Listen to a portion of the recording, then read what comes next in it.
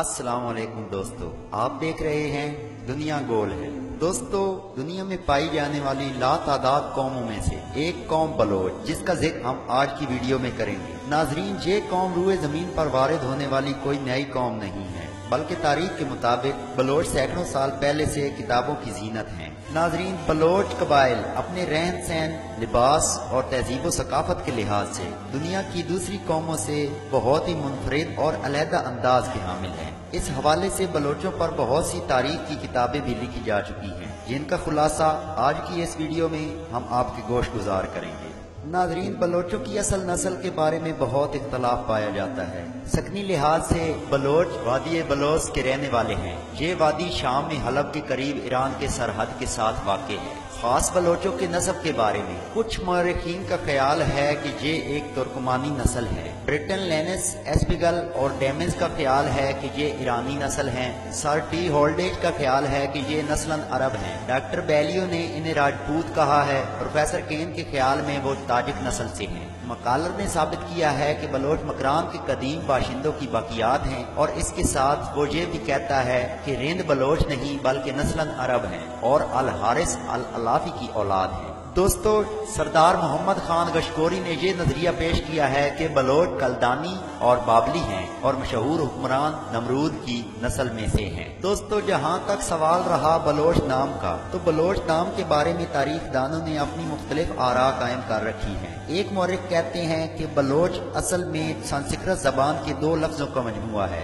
बल यानी ताकत और उच्च बुलंदी। इसका मानी अगर उर्दू में निकाले तो मिलता है कि आला ताकतवर। इसके अलावा कुछ मौरख कहते हैं कि बलोच लफ्ज से निकला हुआ ये लफ्ज, जो आजकल पाकिस्तान और ईरान में बलोच कहलाता है, कदीम तारीख में जबकि नमरूद का दौर हुकूमत था तो उस वक्त नमरूद को लोग बलोच का लकब दिया करते थे, क्योंकि नमरूद बाबली सल्तनत का पहला बादशाह था और इसे एहतरामन बलोच यानी सूरज का देवता पुकारा जाता था। ये वही नमरूद है जिसने हजरत इब्राहीम अलैहिस्सलाम के लिए आग का अलाव तैयार किया और इसमें उनको डाल दिया। दोस्तों, सरदार मोहम्मद खान गशकोरी की तहकीक के मुताबिक बलोच नमरूद के बाद सल्तनत बाबल का दूसरा बड़ा शहंशाह था। ये कहना मुश्किल है कि इन दोनों बातों में से कौन सी बात ठीक है और कौन सी गलत है। बलोच यानी सूरज का देवता बाबल का पहला या दूसरा या दोनों बादशाह हो सकते हैं। दोस्तों, असल में लफ्ज बलोच को अरबियों ने बलोच और ईरानियों ने बलोच लिखा। अहले ईरान स्वाद अदा नहीं कर सकते थे,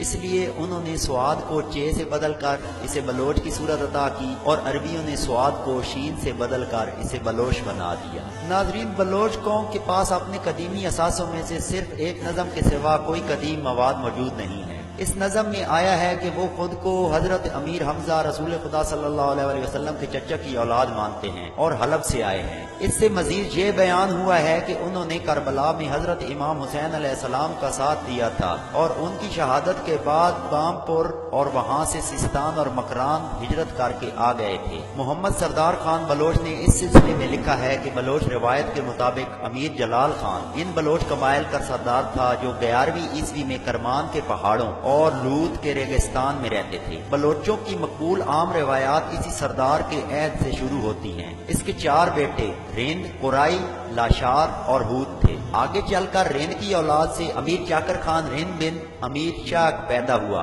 जो बलोच नस्ल का अजीम सपूत कहलाता है। बलोचों का दावा है कि उन्होंने न सिर्फ करबला में हजरत इमाम हुसैन अलैहिस्सलाम का साथ दिया, बल्कि जब रसूल खुदा मक्का में बेयारो मददगार थे तो बलोचों ने अपने कबाइल से 5 बहादुर मुंतखब करके रसूलुल्लाह सल्लल्लाहु अलैहि वसल्लम की हिफाजत के लिए भेजे। नाजरीन, बलोचिस्तान की रोमानी कहानियों के मुताबिक बलोच अपने सरदार मीर जलाल खान की सरकर्दगी में करमान के मुख्तलिफ अजला में रहते थे, मगर सियासी इंतशार की वजह से वो काफला दर काफला करमान छोड़कर सिस्तान चले आए। जब यहाँ भी चैन ना मिला तो वो अपने सरदार अमीर जलाल खान की क़ियादत में वापस करमान चले गए और जिला बामपुर में आबाद हुए। फिर सरदार जलाल खान अपने 44 कबीलों को लेकर मकरान की तरफ बढ़ा और यूं मकरान को बलोचिस्तान का नाम दे दिया गया। इसकी आमद से पहले मकरान पर मगूल हुकूमत करते थे।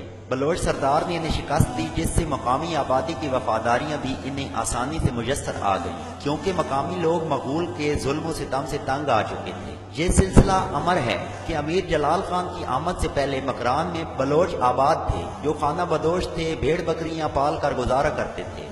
سردار کے ساتھ جو بلوچ مکران پہنچے وہ شاہ سوار تھے اور بہت منظم تھے۔ سردار جلال خان نے حکومت قائم کر کے انہیں قومیت کا احساس دیا اور قبائلی نظام کو مضبوط بنیادوں پر استوار کیا۔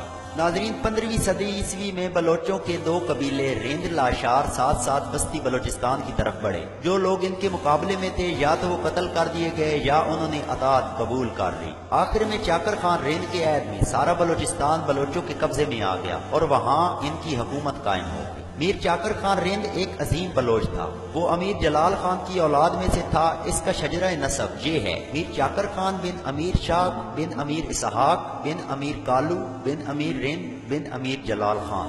اس نے خزدار فتح کر کے درہ مولا پر قبضہ کر لیا، کچی کے میدانوں کو فتح کیا، درہ بولان پر قبضہ کیا اور ڈھاڈر پر قبضہ کرنے کے بعد سبی کو فتح کیا۔ اس کے بعد قبائلی حسد کی وجہ سے رند اور لاشاریوں دو خاندانوں میں جنگ چھڑ گئی جو 30 سال تک جاری رہی۔ ان دونوں قبائل کی جنگ سے بھی کئی داستانوں نے جنم لیا۔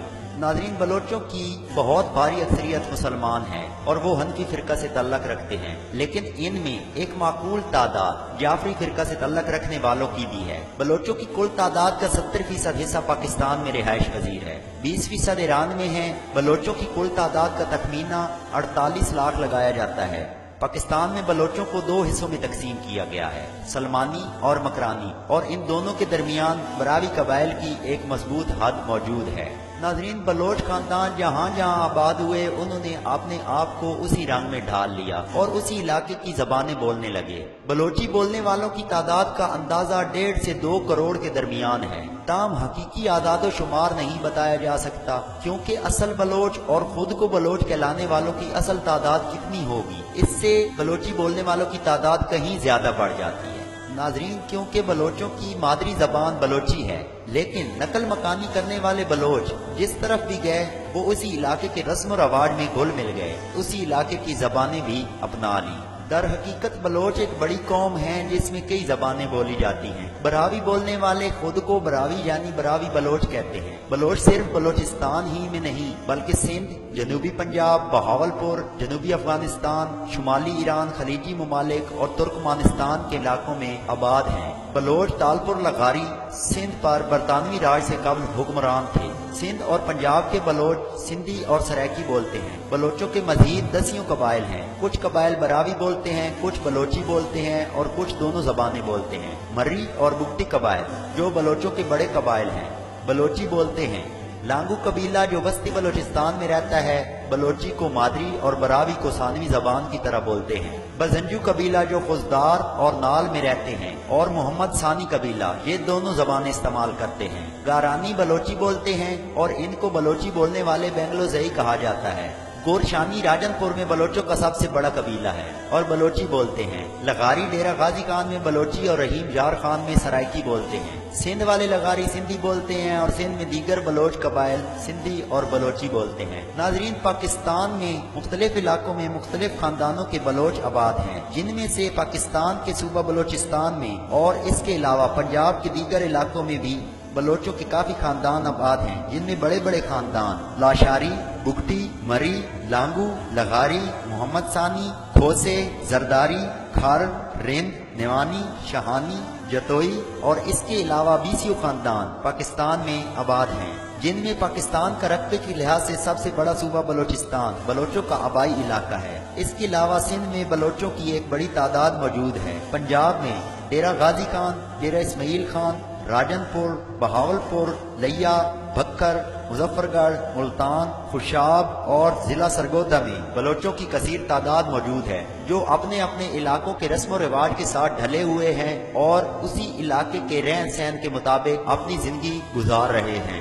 ناظرین، اگر تاریخی لحاظ سے دیکھا جائے تو بلوچ قوم ایک بہادر قوم کے طور پر ظاہر ہوتی ہے۔ بلوچوں کو برطانوی راج نے شروع سے مارشل لوگ کہا تھا۔ یاد رہے ناظرین کہ برطانوی حکومت مقبوضہ انڈیا کے ان لوگوں کے لیے یہ لفظ استعمال کرتی ہے جو جنگ پسند اور دوران جنگ بہت تیز اور بہادر، وفادار، خود پر انحصار کرنے والے، جسمانی طور پر مضبوط، جذبہ اور نظم و ضبط رکھنے والے، محنتی اور جنگ کے دوران ثابت قدم رہنے والے ہوں اور فوجی چالیں جانتے ہوں۔ برطانویوں نے ان لوگوں سے اپنی فوجیں منتخب کی تاکہ ان کی حکومت قائم رہے۔ ناظرین، پاکستان کی سیاست میں آج کل بلوچوں کا بہت بڑا کردار ہے اور مشہور ہونے والے بلوچ پاکستان کے صدر سردار فاروق خان لغاری اور پاکستان کے رہنے والے وزیر اعظم میر ظفر اللہ خان جمالی، اس کے علاوہ بگٹی خاندان کا ایک بہت بڑا نام نواب اکبر بگٹی، اور اس کے علاوہ بہت سے کھوسے بلوچ اور لغاری اور کھر بلوچوں کی تعداد سیاست میں اس وقت موجود ہے۔ دوستو، امید کرتے ہیں ہماری آج کی ویڈیو آپ کو پسند آئی ہوگی۔ اگر ویڈیو اچھی لگی ہو تو ہمارے چینل کو سبسکرائب کریں اور بیل آئیکن کو لازمی دبائیں تاکہ آنے والی نئی اچھی ویڈیوز سب سے پہلے آپ تک پہنچ سکیں۔ دوستو، ویڈیو دیکھنے کا شکریہ۔ اللہ حافظ۔